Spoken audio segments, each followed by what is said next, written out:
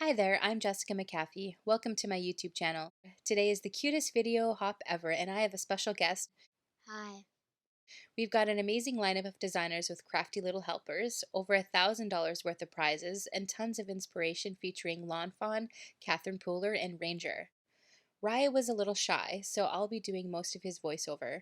To make it fun, we decided on a spooky but not so scary challenge: Halloween cards. Here's a look at what Rye used to create his card: Lawn Fawn's Into the Woods pattern paper, Catherine Pooler's Oh Baby stamps with coordinating dies, and Spring Fling mini inks. He started by stamping the images with my mini Misty and inked up the outline images with Memento Tuxedo black ink.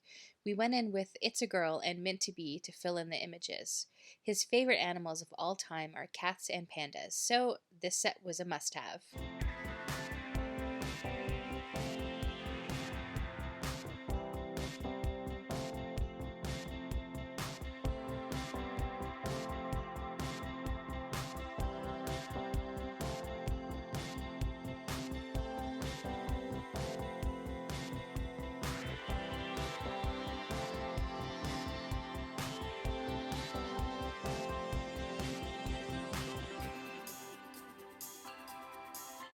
He wanted to add some Halloween elements, so I went ahead and stamped and die cut a few images from Lawn Fawn Spooktacular, and he colored them in using tri-blends. He used Ice Gray Blend and Shades, Citrus Blend, Orange Blend, and Dull Green. I love the yellow detail he added in the pumpkin. He told me there was a candle inside. Orange is perfect for Halloween, but it also happens to be his favorite color. I die cut a stitched rectangle using Into the Woods pattern paper to set the scene. It doesn't look like there will be trick-or-treating this year, so Rye decided to recreate a little party on the card front. He added 3D foam tape to the cat along with a witch hat. To finish off the card, he added the jack-o'-lantern and stamped Happy Halloween, with a little help lining up, from Lawn Fawn's fox costumes before and afters. I must say, I'm so impressed that he figured out the right pressure with adding ink to stamps and closing the Misty. At first, it was a little touch and go, I'm not gonna lie. And there's the card. It was so great having him in my craft room and creating something from start to finish. Rise officially reached his limit in the craft room and has run off to finish a Lego set. I have to take the small moments that I get. Up next, it's my turn. My hands aren't as cute, but new Lawn Fawn images will hopefully make up for it. Here's an overview of the products I'm using today. Lawn Fawn, Ranger, and Catherine Pooler were kind enough to send these supplies our way to create this video. I started by stamping the images using my Misty and Memento Tuxedo black ink, which is safe for alcohol marker coloring. We're going to color in these cuties with Spectra Noir tri-blends. For tiny images like this, I mostly use just 2 tones. You get that shaded look, but don't need to spend too much detail achieving it. For the fox, I use the tan blend.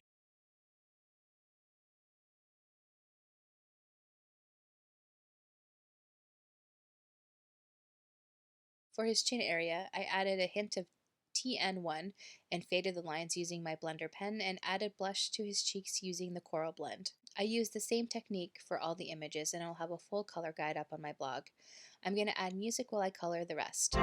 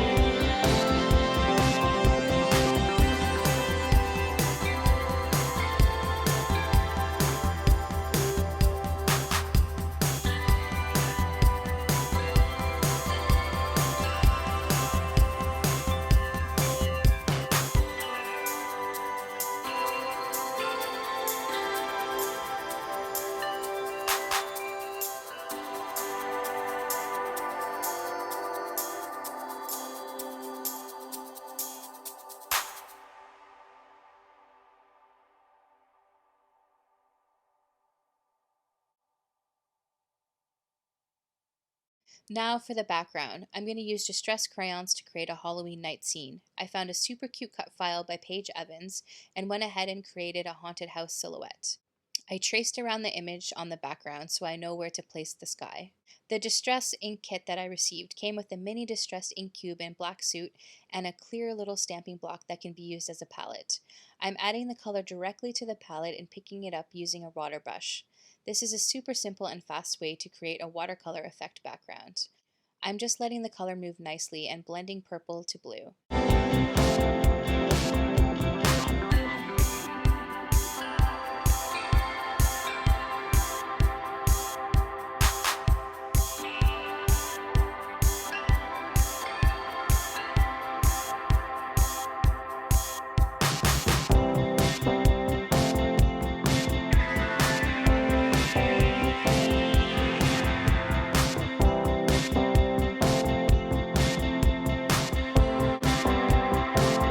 Around the edges, I went in with black soot and sprayed white media gloss, making sure to wipe any excess with a paper towel.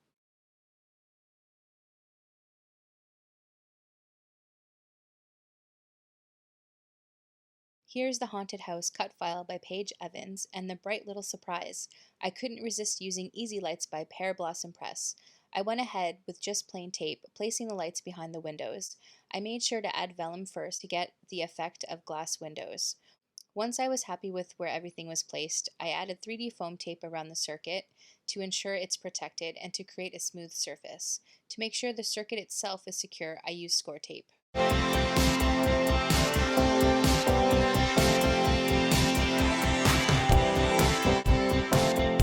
I'm just playing around with the final scene. I stamped a boo for the little ghost chick and a tiny push here using Hefty Doodle's Interactively Yours.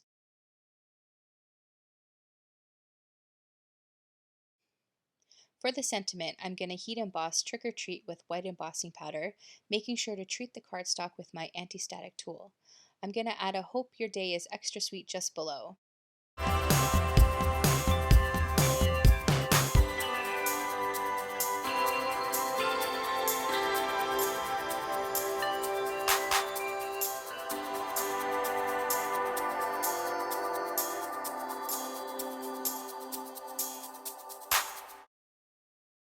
Now that the score tape is down, there's no turning back, so it's safe to adhere the haunted houses and the sentiments.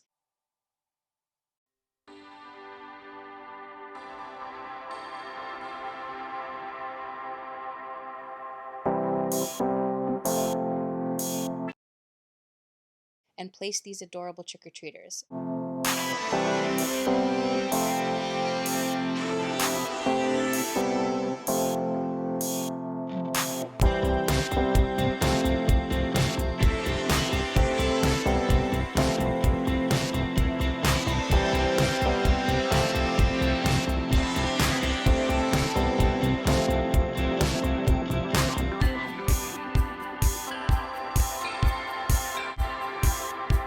As always, no card is complete without sequins.